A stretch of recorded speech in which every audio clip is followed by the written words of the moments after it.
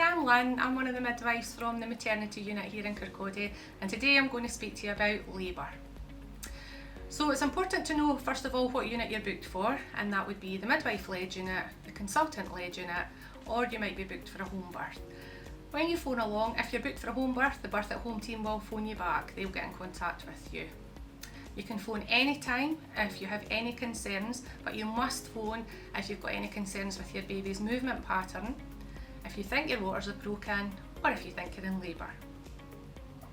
When you come along to the unit, the midwife will take you into a room and she'll do some observations on you, so your blood pressure, your pulse, she'll take your temperature. She'll also have a feel of your tummy to see what way your baby's lying, and she'll pop you either on the monitor to listen to your baby's heartbeat, or she can use the small handheld device that you use in the clinics. She will also be assessing your uterine activity at that time, which is your contractions and how often you're contracting. Then, with your consent, the midwife will perform a vaginal examination. So this is an internal examination where the midwife finds the neck of your womb and sees if there's any changes to the neck of your womb. So the first stage of labour is when you're having regular contractions, your cervix is changing until you're fully dilated, and you're usually in established labour when you're about 4 centimetres dilated.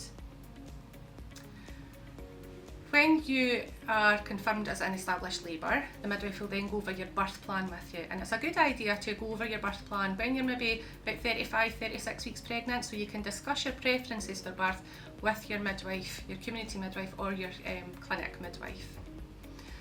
When you are in established labour, it's important to be as mobile as you can. So walking around the room, you can use the birthing ball, standing, squatting at the side of the bed, but staying upright is a really good idea if you can.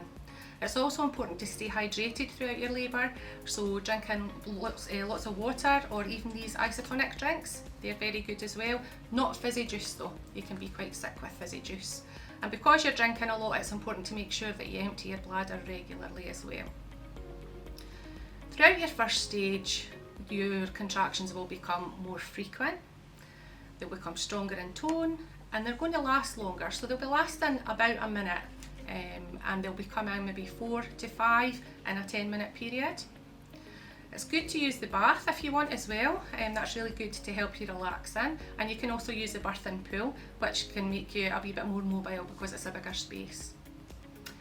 It's important to breathe properly throughout your labour, so long deep breaths in and blowing away through your nose, keeping your shoulders nice and soft as well if you can. The midwife will be listening to your baby's heartbeat about every 15 minutes, and that's routine for your labour care. You may wish to have some analgesia, and the first thing that we'd offer you would be Entonox. Now, Entonox is your gas and air, and how you use that is you have either a mouthpiece or a mask, and you take long deep breaths of the gas throughout your contraction. When the contraction goes away, you take the gas away as well. You can use the Entonox when you're in the bath, and you can also use it in the birthing pool, and lots of ladies get great effect from that. They quite often report that over the first couple of contractions they may be feeling a bit sick or a bit dizzy, but then often when they go on to use it after a few more contractions, they really like the Entonox, so give it a good try.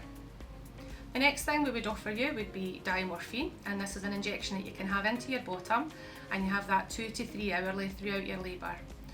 This diamorphine can affect ladies differently. Some ladies feel it can just take the edge off the contraction for them, and for some ladies it can make them really quite sleepy. So for that reason, if you want diamorphine, you can stay in the bath, but if you're in the birthing pool, we would ask that you come out the pool.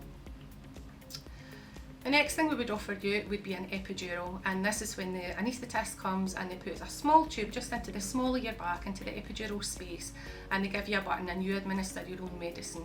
The anaesthetist will come and he will give you all the instructions on the epidural, and he'll closely monitor your progress and your analgesia effect with that.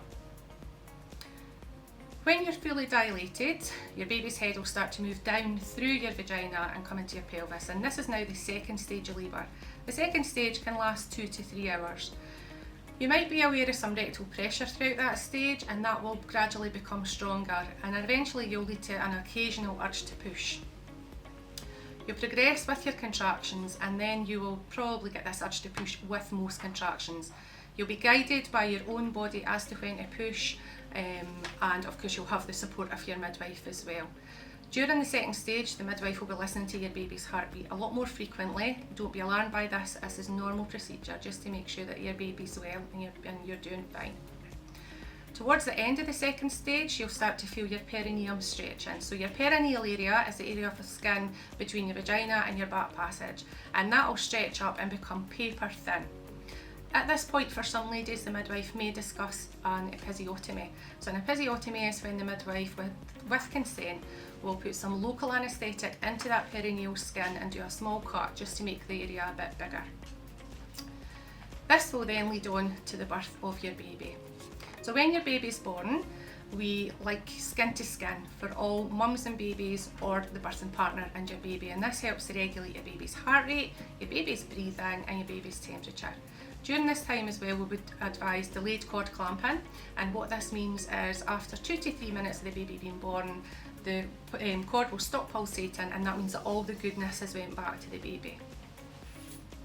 You're now on to the third stage of your labour, and the third stage is for the delivery of your placenta. And this can be done either with the use of an injection, so that's an active third stage, and that injection can sometimes make your bleeding a bit lighter, and it can often make the third stage a bit quicker. Lots of ladies also go for a physiological third stage, which is just when we let Mother Nature do her thing and it happens naturally for you.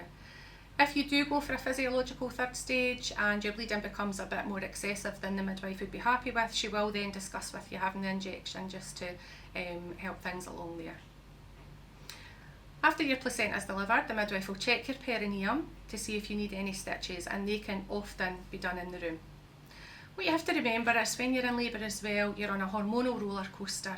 You're going to be excited, you're going to be tired, you're going to be very emotional, and this is all normal. You'll go through this cycle many times probably throughout your labour. Remember, your midwife and your birthing partners are all there to support you, and it's okay to feel how you're feeling. That's fine.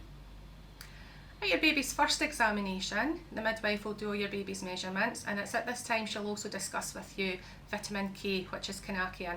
And this is a medicine that we like to give to all babies with your consent. We either give it by oral drops, where they get their first drops at this initial examination, and then over the next few weeks they get repeated doses, or they can have it by injection, and that is a one-off injection that's given at that time. If all's well with you and your baby and there are no concerns, they might offer you an early transfer home, and this is when your baby's a few hours old. If it's feeding well and everything's fine, you can get away home. If there's any reason that the midwife feels you maybe need a bit more support or some more observations, you may be transferred up to the maternity ward for a short stay with us.